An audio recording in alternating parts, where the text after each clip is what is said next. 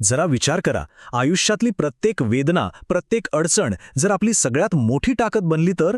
आज आपण अशाच एका माणसाच्या अविश्वसनीय प्रवासावर बोलणार आहोत, ज्यांनी वेदनेलाच आपलं शस्त्र बनवलं. चला तर मग सुरू करूया ही अविश्वसनीय कहाणी. कधीकधी असं वाटतं ना की नशीब आपल्या विरोधातच आहे. आपण जितकं पुढे जायचा प्रयत्न करतो तितकंच आयुष्य आपल्याला मागे खेचतं. पण काय होईल जर मी म्हटलं की ह्याच संघर्षात, ह्याच त्रासात आपली खरी ताकद लपलेली आहे? तर ही गोष्ट आहे डेव्हिड गॉगिन्सची. त्याच्या प्रवासाची सुरुवात झाली एका अशा घरातून जिथे प्रेम आणि सुरक्षितता नव्हती. होता तो फक्त संघर्ष. खरं तर ते घर नव्हतंच, ती एक युद्धभूमी होती. विचार करा, बालपण कसं असेल? वडील अत्याचारी होते, घरामध्ये प्रचंड गरिबी होती आणि बाहेर वर्णद्वेषाचा सामना करावा लागत होता. प्रत्येक दिवस भीतीच्या छायेत जात होता. तो एक असा मुलगा होता जो रोज आतून तुटत होता, पण त्याला स्वतःलाही माहीत नव्हतं की त्याच्या आत एक आग धगधगत होती. आणि मग वयाच्या 20व्या वर्षी डेव्हिड पूर्णपणे हरला होता. डिप्रेशनच्या अंधारात तो रात्रीच्या वेळी झुरळ मारण्याचं काम करायचा, म्हणजे कीटकनाशक फवारणीचं. आणि त्याचं भविष्य पण त्या धुरासारखंच अंधुक होतं. त्याचं फक्त मनच नाही तर शरीरही पूर्णपणे खचलं होतं. वजन तब्बल 136 किलो. तो फक्त शारीरिक नाही तर मानसिकदृष्ट्यासुद्धा जणू एका तुरुंगात अडकला होता. म्हणजे बघा, एका बाजूला असतं एका सामान्य तरुणाचं आयुष्य, जिथे आशा असते, आत्मविश्वास असतो, आणि दुसऱ्या बाजूला होता डेव्हिड, ज्याच्या आयुष्यात होती फक्त निराशा, शून्य आत्मविश्वास आणि अशी नोकरी जिचं काही भविष्यच नव्हतं. सगळी उमेदच संपली होती. पण मग एके रात्री आरशातल्या स्वतःच्या प्रतिबिंबाकडे बघून त्याने स्वतःलाच एक प्रश्न विचारला. एक असा प्रश्न ज्याने त्याचं आयुष्यच बदलून टाकलं.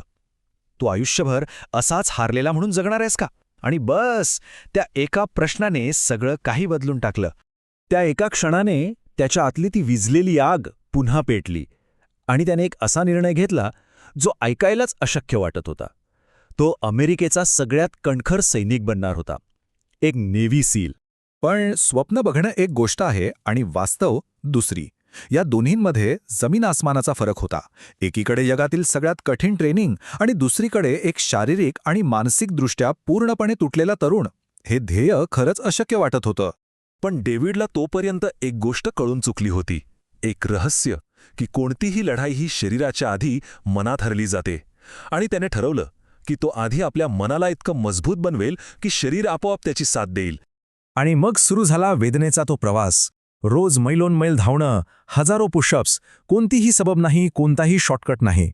त्याचं शरीर वेदनेने अक्षरशः ओरडत होतं, पण त्याचं मन ते एकदम शांत आणि ठाम होतं. तो थांबला नाही. आणि मग तो दिवस आला, त्याच्या आयुष्यातली सगळ्यात मोठी परीक्षा, नेव्ही सील ट्रेनिंगचा सगळ्यात भयानक टप्पा, ज्याला म्हणतात हेल वीक, म्हणजे नरकातला आठवडा. नियम काय होते? 5 दिवस झोप नाही, आराम नाही, फक्त आणि फक्त सततची शारीरिक आणि मानसिक वेदना. इथे माणसाच्या सहनशक्तीची शेवटची परीक्षा होते. आणि तुम्हाला माहितीये, 90% लोक इथेच हार मानतात. पण डेव्हिड त्या 90%पैकी नव्हता. जेव्हा त्याचं शरीर आणि मन हार मानायला तयार झालं तेव्हा त्याने आपला सगळ्यात मोठा नियम वापरला, द 40% रूल. म्हणजे जेव्हा आपल्याला वाटतं की आता सगळं संपलं, आपण पूर्णपणे थकलोय, तेव्हा आपण आपल्या क्षमतेच्या फक्त 40% वापरलेलं असतं.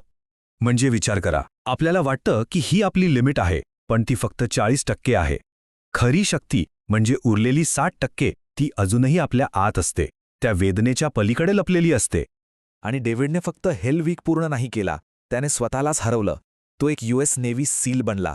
एका हरलेल्या तुटलेल्या मुलाचं रूपांतर एका अशा योद्ध्यामध्ये झालं होतं ज्याला कोणी हरवू शकत नव्हतं.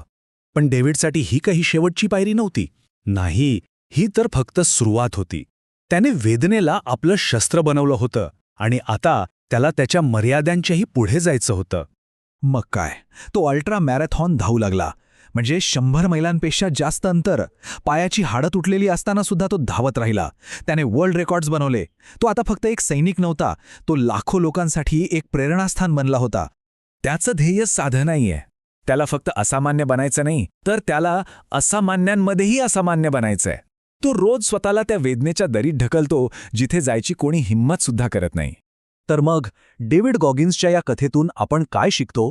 सगळ्यात पहिला आणि महत्त्वाचा धडा, आपला भूतकाळ कसाही असो, तो आपलं भविष्य ठरवू शकत नाही. भूतकाळाच्या बेड्या तोडणं आपल्याच हातात आहे. दुसरा धडा, आयुष्यात येणाऱ्या वेदना आणि अडचणींपासून दूर पळायचं नाही, त्यांना सामोरं जायचं. त्या वेदनेला स्वीकारायला हवं, कारण आपल्या कम्फर्ट झोनच्या पलीकडेच आपलं खरं शक्तिशाली रूप लपलेलं आहे. आणि नेहमी लक्षात ठेवा, जसं गोगिन्स म्हणतो, स्टे हार्ड, म्हणजेच कणखर रहा. कारण प्रत्येकाच्या आत एक योद्धा असतो, जो फक्त जागं होण्याची वाट बघत असतो. त्याला जागं करायला हवा.